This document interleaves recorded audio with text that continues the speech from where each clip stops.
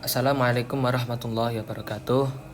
Langsung saja saya akan memaparkan materi dari apa yang saya peroleh dari mata kuliah hukum dan masyarakat. Nah, di sini saya guna untuk tugas ujian akhir semester mata kuliah hukum dan masyarakat. Sebelum memasukinya, izin memperkenalkan diri. Nama saya Muhammad Razif Hamdani dengan NIM 232111150. Langsung saja pada materinya.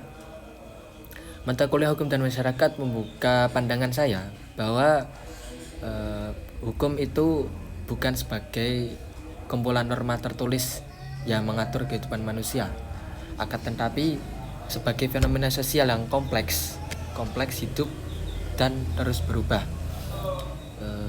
Dari awal hingga akhir perkuliahan, saya belajar bahwa hukum dan masyarakat memiliki relasi dialektis yang saling mempengaruhi. Masyarakat membentuk hukum dan hukum membentuk masyarakat.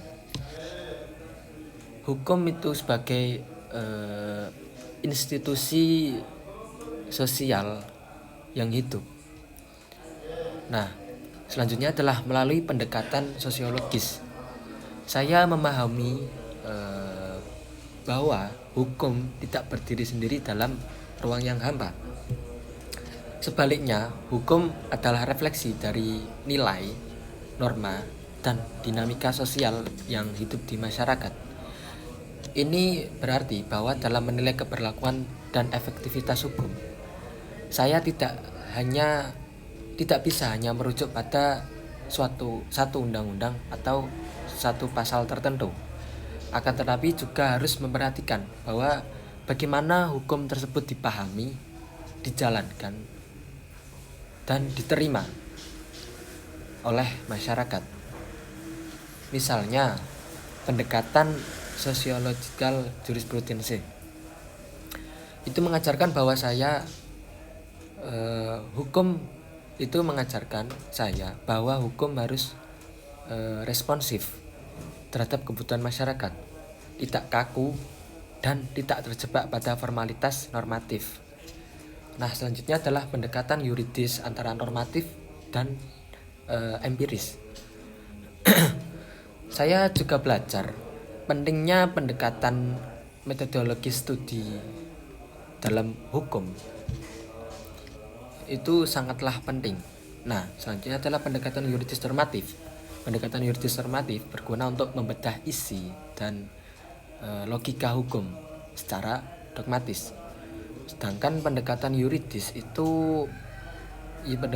empiris memungkinkan saya memahami bahwa bagaimana hukum bekerja dalam praktik sosial. Keduanya bukan saling meniadakan, akan tetapi saling melengkapi satu sama lain. Nah, ketika hanya menggunakan satu saja, yaitu pendekatan normatif, kita berisiko kehilangan konteks sosial. Sebaliknya, jika kita menggunakan pendekatan empiris saja tanpa basis normatif, bisa kehilangan arah dalam menilai keabsahan hukum. Nah, selanjutnya adalah positivisme hukum. Apakah itu kepastian tanpa keadilan? Nah, positivisme hukum, dari mazhab positivisme hukum itu saya memahami bahwa kepastian hukum adalah aspek bahwa kepastian hukum ada aspek fundamental dari tertib sosial. Namun saya juga belajar untuk bersikap kritis terhadap kecenderungan positivisme yang memisahkan hukum dari moral. Dalam praktiknya itu sangat tidak mudah, teman-teman. Hukum positif yang tidak memperhatikan keadilan substantif dapat menjadikan alat kekuasaan, bahkan penindasan. Di titik ini saya menyadari urgensi dari kesadaran hukum. Urgensi dari kesadaran hukum masyarakat agar hukum itu tidak hanya ditaati karena takut sanksi, akan tetapi karena dihargai sebagai sarana keadilan. Nah, selanjutnya adalah bagaimana pendekatan living law dan utilitarianisme dalam kesejahteraan masyarakat. Aliran living law memberikan saya pemahaman bahwa memberikan pemahaman bahwa hukum yang tidak selaras dengan nilai-nilai sosial akan kehilangan legitimasi. Sementara itu, utilitarianisme mengajarkan prinsip kesejahteraan terbesar bagi jumlah orang. Kesejahteraan terbesar bagi jumlah orang terbanyak. Namun pendekatan ini menimbulkan dilema etis. Apakah kebahagiaan mayoritas dapat dibenarkan jika menindas minoritas? Nah, ini membangkitkan kesadaran saya untuk tidak mudah menerima argumen hukum yang tampak logis namun berpotensi menindas kelompok yang minoritas itu.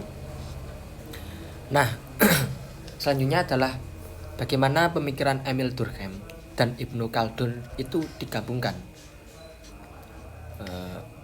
Menggabungkan pemikiran Emil Durkheim dan Ibnu Khaldun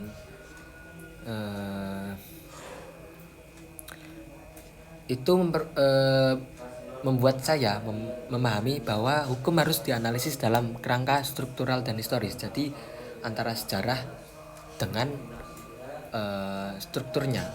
Nah, Durkheim menekankan solidaritas sosial sebagai fondasi hukum, sementara Ibnu Khaldun menyoroti aspek dinamika peradaban dan kelompok.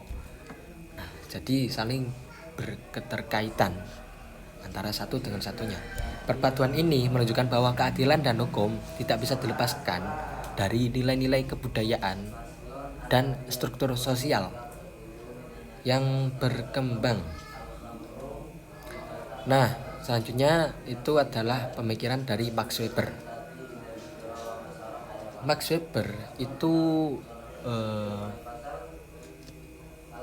mempunyai pendapat bahwasanya memperkuat pemahaman saya bahwa legitimasi adalah prasyarat bagi efektivitas hukum. Ketaatan terhadap hukum tidak hanya dibentuk oleh sanksi, akan tetapi juga oleh keyakinan masyarakat bahwa hukum itu sah dan adil. Nah, Weber juga memperkenalkan pembagian otoritas hukum menjadi beberapa aspek. Yang pertama adalah tradisional, karismatik, dan rasional legal, yang membantu saya memahami bagaimana hukum berkembang seiring dengan tipe-tipe dalam masyarakat.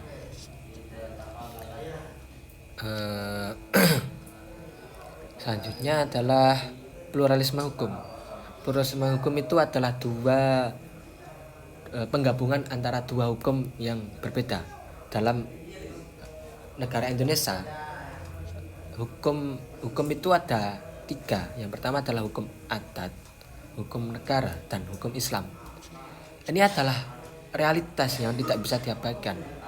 Namun pluralisme ini menghadirkan tantangan harmonisasi, terutama dalam konflik nilai-nilai antara hukum adat dengan hukum negara.